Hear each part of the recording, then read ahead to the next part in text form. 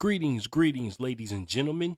This is your boy Chris B. Daniels, and you are now once again on Missing the 90s. So, last night we talked about Wu-Tang, the group itself, and now tonight I want to discuss, the video game Wu-Tang Shaolin style. Now, this game it has a very unique backstory as far as its creation.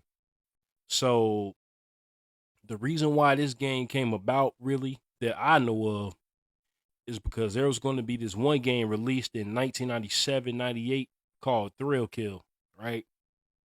So this game had very colorful characters in it. I'm not really going to describe what was in the game or the content of the game. It was a fighting game, but if you're curious, you can go ahead and look it up for yourself. But it was an adults only game. You know what I'm saying? It was one of those rare AO games. And when a game gets slapped with that rating, either it doesn't come out or it doesn't sell very well. So this game was pretty much canceled. I believe you could probably play, snippets of the game on an emulator or whatever. I'm not really sure. Never tried it, but I believe so. I don't know. But Wu Tang was actually developed after this game. 1999. That's when it was released.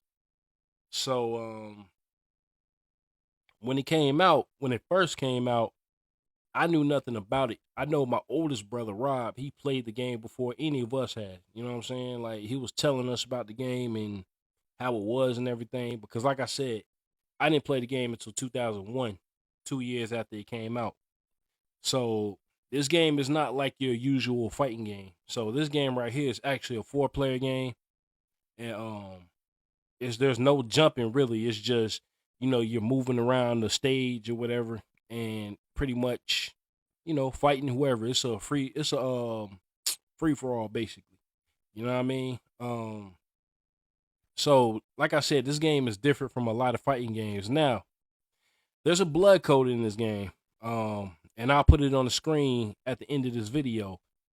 But yeah, there's a blood code because what it is, it's like when you're fighting and at the end of the round, if you don't put in the blood code at the end of the round, it'll do a freeze frame, like rotating around the characters and all that, and then it'll just cut the black. You know what I'm saying? Now, if you put the blood code in and you unlock all the fatalities for each character, it'll do the same thing, a freeze frame rotating around the character, and then you'll see a fatality depending on what button you press. That character will perform that certain fatality. Now, when I played the game, a lot of people thought, this game wasn't all that. I ain't gonna say a lot of people, but some people thought this game wasn't all that great. I thought it was straight. You know what I'm saying? I'm biased anyway. So because it was a Wu Tang game, I liked it. You know what I'm saying? Like, and my two characters in the game were RZA and Raekwon. You know what I'm saying? Raekwon was using shadow boxing, and RZA was using two swords and shit. You know what I'm saying? So if you never played it, give it a shot. You could probably find it online for a decent price. It's not really all that expensive. I was lucky enough to get this game about 15 years ago for a good price, like maybe $20-$30 with the case and manual and everything. But yeah, each character has a unique fighting style. You know what I'm saying? You got RZA who uses the two steel swords. You know what I'm saying? You got Jizza who uses like a microphone with a blade connected to it. ODB he uses drunken boxing. Inspector Deck he uses Iron Finger. You know what I'm saying? And then you got Raekwon, who, like I said, who uses shadow boxing. Ghostface, he's more like he uses like wrestling moves and whatnot. You know what I'm saying? He's probably the strongest character out of the roster. You know what I'm saying? You got Master Killer who uses a knife, basically somewhat like ninjutsu, even though ninjutsu in real life is not really a fighting style, it's more of a profession. But, according to a lot of movies and things like that, you know what I'm saying? He uses a knife, you know what I'm saying? He's got one of the dopest fatalities too. And I'll give it to you. One of his fatalities is it's like he'll disappear, right? and the character that's about to be killed is looking around the screen and everything. And then he'll pop out of the shadows and pull him into the dark. And then when the character falls out, resurfaces from the dark, he's got a knife stabbed into their chest. No, in their back. What was it? Their chest? I think it's their chest. I don't remember. It's been a while. It's been a while, but it's a knife stuck in him. You know what I'm saying? Then the character falls to the ground, and then Master Killer walks away. I thought that was hardcore. You know what I'm saying? That was like one of my favorite fatalities in the game. And then you got Ugard, you know what I'm saying, who uses Muay Thai. You know what I'm saying? And then after Ugard, you got Meth, of course, who uses like this big ass sledgehammer. But yeah, you know what I'm saying? The game's hard as hell too. So basically the storyline, if you play one player, like single player, the story basically starts off with Master Zen, coming home or whatever from grocery shopping, and then the RZA tries to sneak up on him, as a training, you know what I'm saying? So Zen senses him and turns around and counters his kick, bringing him to the ground. So, RZA gets up, basically is telling Master Zen he's not good enough yet to, basically perfect the Wu-Tang style or whatever. So Master Zen gives him encouragement and all of that. And then after that, RZA bows to him and leaves.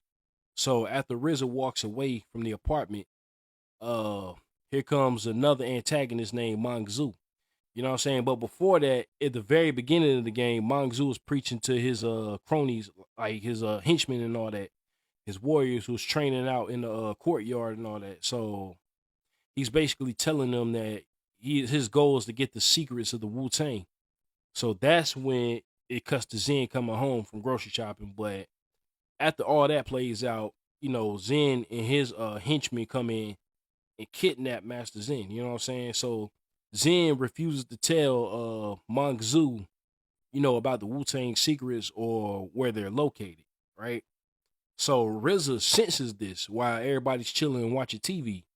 And then they all get up, get their weapons, basically get suited up for battle. And then they enter Master Zen's apartment, walking around, and they see it's trashed. And RZA knew it was Mangzu because of the smoke bomb that was on the floor or whatever. You know what I'm saying? No, what was it? It was something on the floor. RZA knew that Mangzu came and kidnapped Zen. So now that's when the game starts off. You know what I'm saying? And the first part of the game, you're pretty much in New York in the alleys and all that. And then you go through like these different doorways, like these different entrances. I think it's like 6 to 8 entrances or something like that on each stage. It's 3 different stages. And then in order to get through the game successfully, you'll fight every single character except Mangzu himself. Like you have to get all 36 chambers by completing different objectives. Like, you had to get like a 10-hit combo. You had to defeat every character without being touched, stuff like that. So you got the courtyard, and then you got Chinatown, and then you got the Shaolin Temple. You know what I'm saying? So the last stage is where you fight, like depending on the character you're playing with, you'll fight a clone character of them. Basically, one of the Mangzu's henchmen that has the same, like similar fighting style to them, but you'll fight 3 at a time. You know what I'm saying? And then you fight the chick, you know what I'm saying? Because in the second cutscene, before you enter Chinatown, it's like this chick with the afro or whatever, this black chick or whatever, you know what I'm saying? She's basically taunting the characters and all that. She's like a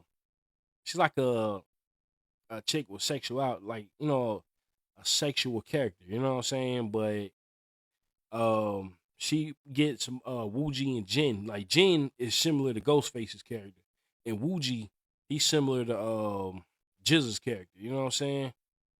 But yeah, so you gotta fight them.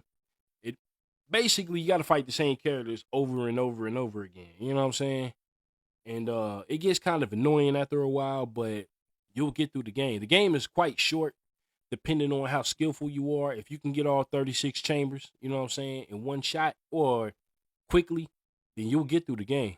Now, like I said, the last character you fight, I forgot what to do. It's like this Raiden type character. He's got like this cape in a in a straw hat or whatever. You know what I'm saying? And so you're fighting him, right? And basically I will say this: if you ever decide to play the game and you get to him, he's using like thunder, like he has like these electric abilities. So you know what I mean? If you give him a chance, he's gonna fuck you up. You know what I mean? He's got like this wicker hat, you know what I'm saying?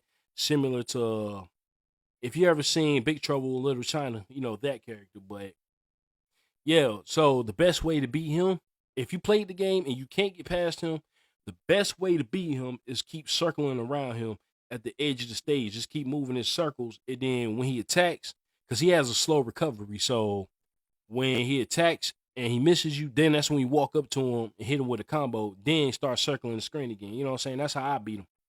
But I'll tell you this, like I said, this game is freaking hard. My little brother Kevin Best, shout out to Kevin Best. Um, he beat the game with pretty much every character except for you God. Like the boy was very skillful in this game. And I used to love just watching him play, you know what I'm saying? And I couldn't even get the Mangzu myself. But anyway, the third act of the game, once you get the third cutscene, once you get the to the Shaolin Temple and all that, there's a cutscene where Mangzu has Master Zen tied down, and Mangzu is basically still interrogating him, like, you know, where's the Wu-Tang secret? So he's got like this rotating blade hanging above Master Zen. And if Master Zen don't tell him where it is, then he was going to activate the machine. The blade is going to slowly come down and cut him up. So when it did that, Mangzu told him to stop the machine because he finally found it. The Wu-Tang secrets was on Master Zen's chest the whole time.